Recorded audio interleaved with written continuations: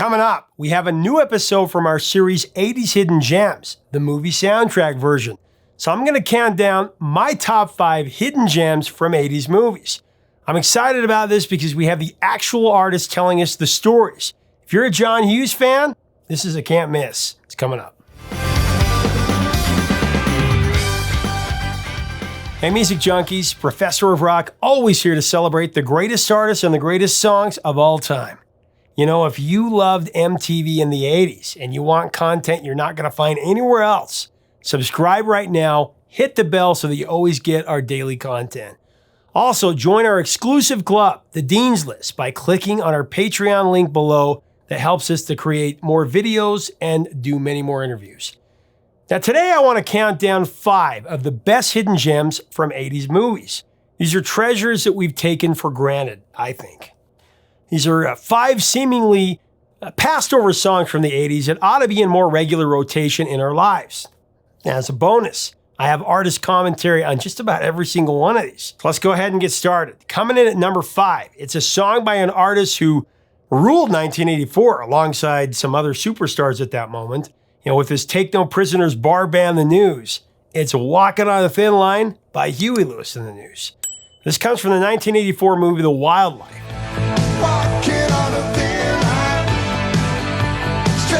Now, if you remember, Eddie Van Halen wrote this movie score, and it included some pretty famous outtakes, including a piano part that would end up being written as their 90s anthem right now.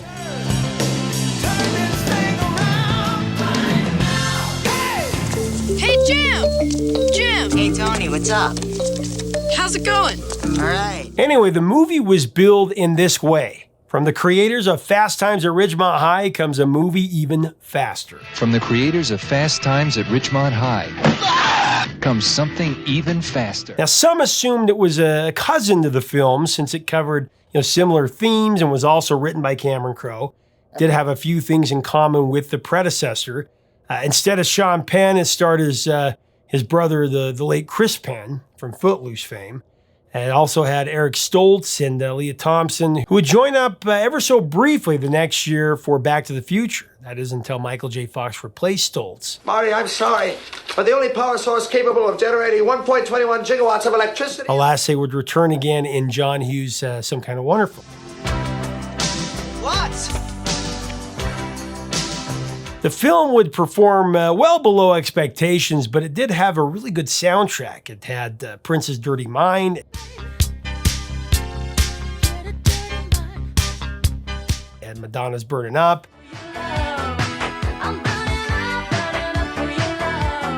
As well as the title track from Bananarama.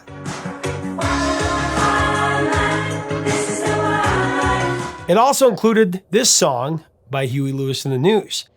Huey was peaking, like I said, at that moment with sports elbowing its way to the top of the charts for 1 week. The album did that.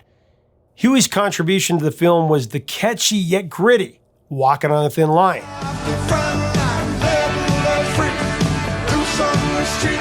A song that was actually about a Vietnam vet. It was featured on sports and it went to number 27 on the Hot 100. This is what Huey Lewis told me about the song in a recent interview.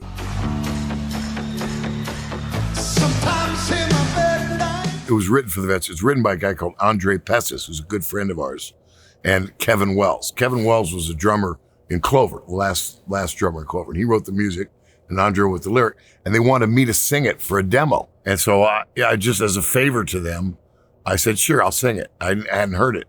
I fell in love with the tune. I just thought, this is great. We'll do it. I mean, the tears and the sweat only mock my desperation. It's written for the Vietnam vets. This song was written about the Vietnam War. And although none of us went, we had a lot of friends that did. Now we dedicate to all the veterans, but it was a different time. You got to remember in Vietnam, that was we had the draft there. It was we had a lot of discontent, and it was a really tough time. And I think the song, for those of us who lived in that time, it rings. A lot of people died over there, and a lot of people got real screwed up.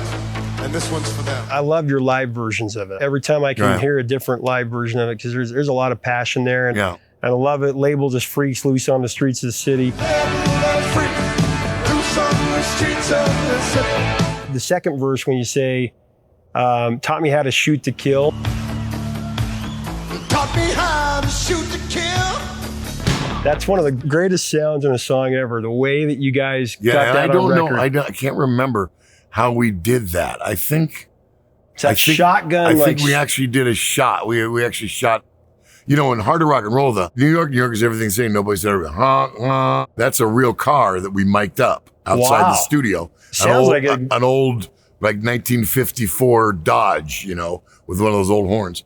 And I think we mic'd up a shotgun. Walking on a thin line, straight off the front line. My pick for the number 4 position, it's a lesser-known song from the 1984 blockbuster that always blasts us all the way back to the good old days when hearts were young and music was king. I'm talking about Young Hearts by Commuter from the film The Karate Kid from 1984.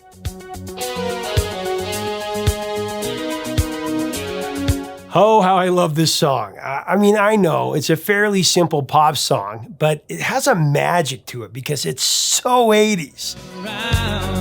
The innocence you thought you lost is now caught up to you. I mean, whenever I hear it, it turns my blood to neon green and my heart to neon pink. It's like everything around me transforms into an old school 80s music video. And I know you feel the same.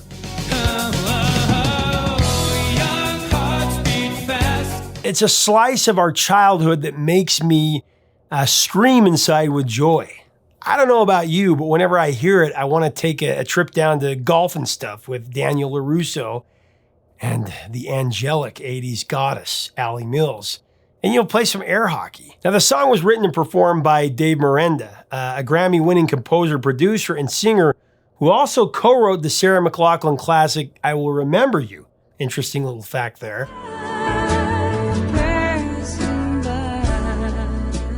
The song does contain the very classic lyrics, young hearts beat fast, driving down the road, rubber, plastic, metal, glass. Why did you have to go? Driving down the road, rubber, plastic, metal, glass. Now, as a kid, I always heard this as young hearts beat fast, driving down the road in a plastic, metal, glass. And I was like, what? What is plastic, metal, glass? How could it be metal if it's plastic? Anyway, now the song didn't chart on the Hot 100, but it made a comeback recently. It was used in the first season of Cobra Kai when Daniel LaRusso's own daughter goes on a date at Golf and Stuff while this plays in the background in a similar fashion to the original film.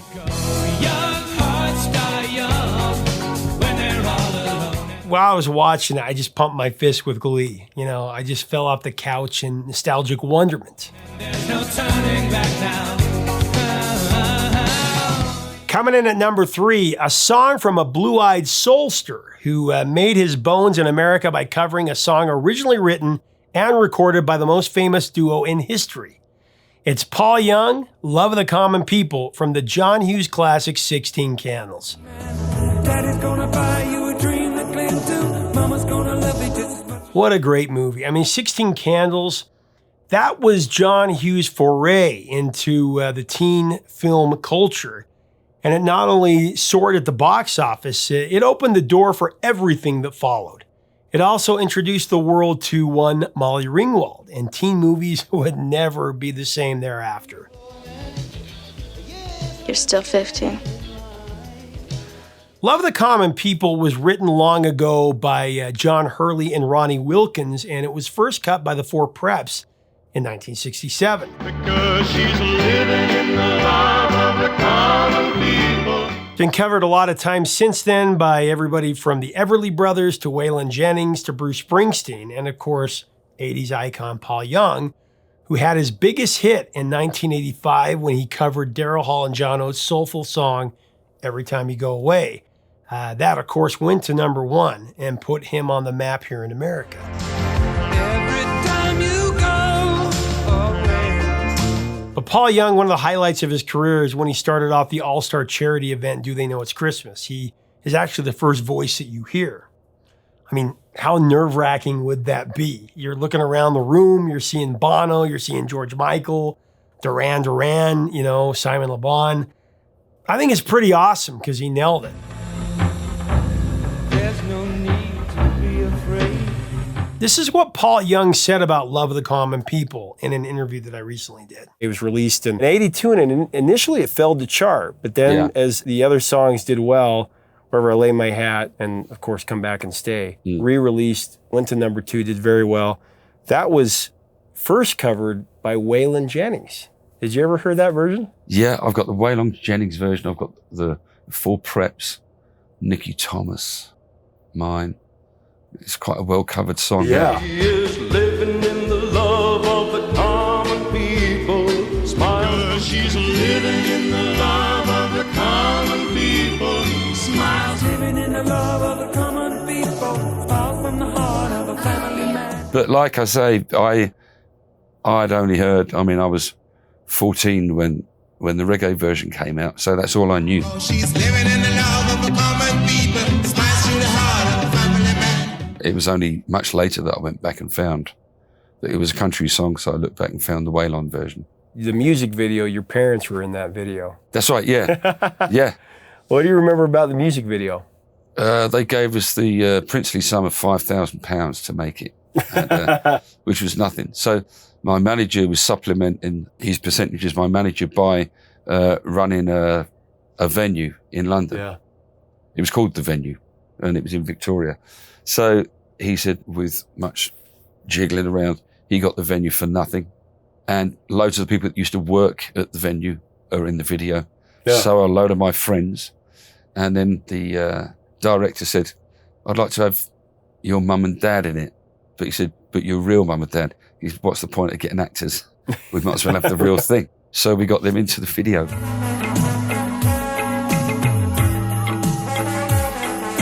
Well, I didn't have to pay them. Well, using 16 Candles, too, that was also something that helped to put you on the map in America, because, of course, John Hughes was churning out these teen movies that have since been cast in gold here in America. I mean, people are still discovering those movies. He had to have been a fan, though, because he used it in 16 Candles and then later used Every Time You Go Away as really the big finale in Planes, Trains, and Automobiles. Yeah.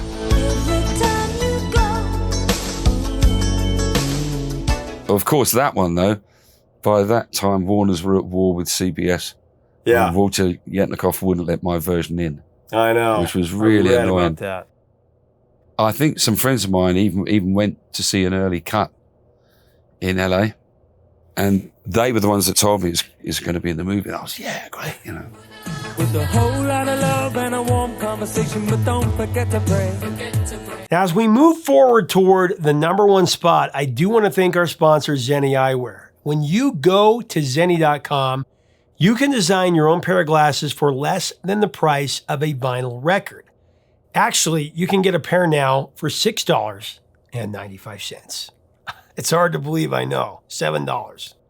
It's the truth. Go to Zenni.com and design your own. You choose the size, you choose the color, you choose the shape. Do it today. You won't regret it. Now, as we dive into the #2 spot, I'm going to break my own 80s Hidden Gems rules just a little bit, because this next song was a stone cold classic when it was released. It actually went to #7. It was a pretty popular song.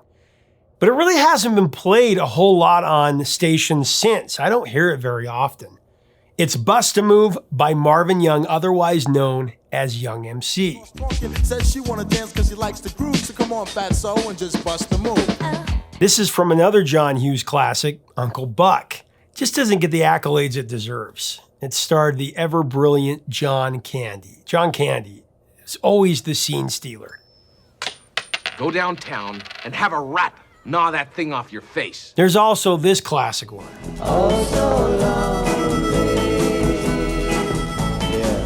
Again, if I really think about it, I don't consider Bust a Move to be a hidden gem. It's been referenced in pop culture quite a bit since. It peaked at #7 in '89, but it's a hidden gem for many born after the '80s. Hello, come sit next to me, you fine fellow. You run over there without a second to lose, and what comes next? I think Young MC was a diverse rapper, and he should have been so much bigger than he was. He has some really funny songs, some follow-ups to this song that were great. I owned the album Stone Cold Rhymin', one of the best rap records of that year. And many don't know, Young MC actually co-wrote the 2 biggest rap hits of the late 80s for popular rapper of the time, Mr. Tone Loc. There was Wild Thing, which featured a sample from Van Halen's Jamie's Crying. You know what I mean? Let's do the wild thing. And of course, Funky Cold Medina, which sampled Hot Blooded by Foreigner. I asked the guy why he's so fly. He said, Funky Cold Medina. Bust a Move also used a few samples. It used parts from music by Bette Midler, Ball and Jack, Royal Cash, and Dennis Coffey, and the Detroit Guitar Band. Bust it. The song, it's just such a feel-good jam. It attracted everybody at that time. A girl runs up with something to prove, so don't just stand there, bust a move. Bust a Move also featured guest vocals by Crystal Blake and bass guitar by Flea of Red Hot Chili Peppers. Actually, both of them appear in the music videos. Then you try to make a move and she says no way. Girls are faking, goodness sake. Now, I discussed this song with Young MC in an interview that I did recently, and here's a short part of that. I think we should do a full mini documentary on this song. You let me know in the comments if you'd like to see that down the road. With something to prove, so don't just stand there, bust a move. Here's the story about it, because the pop chart or whatever the chart was, I think we made it to number 7. Yeah, you're number 7 overall, but you were on rap charts, you were on the dance charts. It was a crossover hit. It stayed on that pop chart for 40 weeks, which is pretty much unheard of. Exactly. But what had happened, MTV had gotten a hold of it, started playing the video. So people got into it from the video. They started buying the record from the video, so we got record sales. Once radio saw the record sales and the video play, they said, okay, now we're going to start playing it on radio. Yeah. By the time it started really getting in a rotation on radio, I was mad touring. It was just touring all over the place, trying to blow the record up, trying to, do what I can and get it entrenched at radio, because we didn't really have strong radio when it broke. Yeah. Because there weren't places. There was no such thing as a Churban station. There was no such thing as a pop station that says, okay, we'll just play this rap record. Tone, Wild Thing had got broken on K-Rock, KROQ, the alternative station, and all of that. That was the first major station to play that record. So they weren't going to play Bust a Move, so there was more of an R&B station kind of thing, and then just the groundswell of people liking the record, and then it got more play. And I benefit from that now, that slow build, because there's not a lot of people that are really sick of the record. No. Which, it didn't really get played out. It never got a chance to be jammed into your head 70 times a week. Right. And I think I benefit from that in terms of licenses and in terms of uses that people still think fondly of the record and don't think back to a time when every station you turn on and it was on. Playing it, yeah. Yeah. Break it down for me, fellas. Okay, so here is my number 1. Drum roll, please. It's another one from a John Hughes film that we just talked about, actually, 16 Candles. And it's from a scene that I believe is near the top of the John Hughes canon. And that's saying a lot because he created so many classic scenes. I mean, John Hughes is a master storyteller, and he's just flawless in his choice of music to back up his films, to back up all the scenes. He's crafted so many great moments, from Don't You Forget About Me at the end of The Breakfast Club. And there's so many memorable moments in that movie with music. Sincerely yours, The Breakfast Club. There's also the twist and shout moment from Ferris Bueller, amongst others.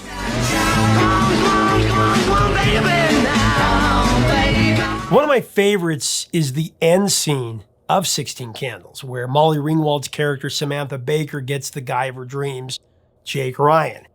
Every girl that I've ever known that was born before 1995 has a major crush on Jake Ryan. Even people today have seen the movie. This was after Samantha Baker had one of the worst days of her life, dealing with Farmer Ted, a.k.a. the Geek, stealing her underwear. And there was Long Duck Dong and her entire family forgetting her birthday. Just a horrible day. And just when you think that your heart can't take any more of this, she walks out of the church and she sees Jake Ryan, gazing longingly at her.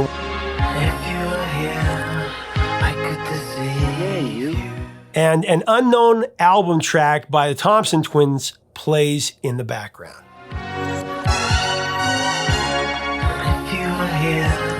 It's not just any song, mind you. It's If You Were Here by a band who would later demolish the charts in the 80s. I mean, the Thompson Twins, who were named after the crazy characters from the Tintin comics, led by Tom Bailey. The Twins, they had numerous hits in the 80s, from Hold Me Now to Doctor Doctor.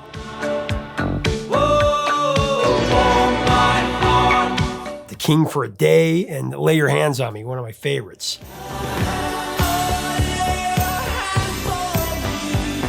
But for my money, this might be their greatest song, and it wasn't even a hit.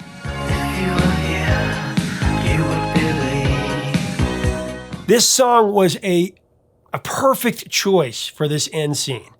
And I was really fortunate to ask Tom Bailey, the frontman and writer of the song, about it in an interview. And this is what his take is. So why did it become such a hit? For some reason, it was one of those great moments where the synergy of music and moving image and story all come together and make something greater than the sum of the parts. And people are very, very fond of it for that reason. So there you have it. Five hidden gems from that wondrous decade, the 80s, from movies. Leave us a comment about these songs and these artists. What other songs should we cover on this show? What other themed 80s hidden gems would you like to see? What other artists should we interview? Let us know in the comments. If you like our content, we do invite you to subscribe below to be a full-time part of this community. Make sure to check us out on Patreon. Check out our merch. The whole idea here is to keep the music alive. Until next time, 3 chords and the truth, my friends. Talk to you soon.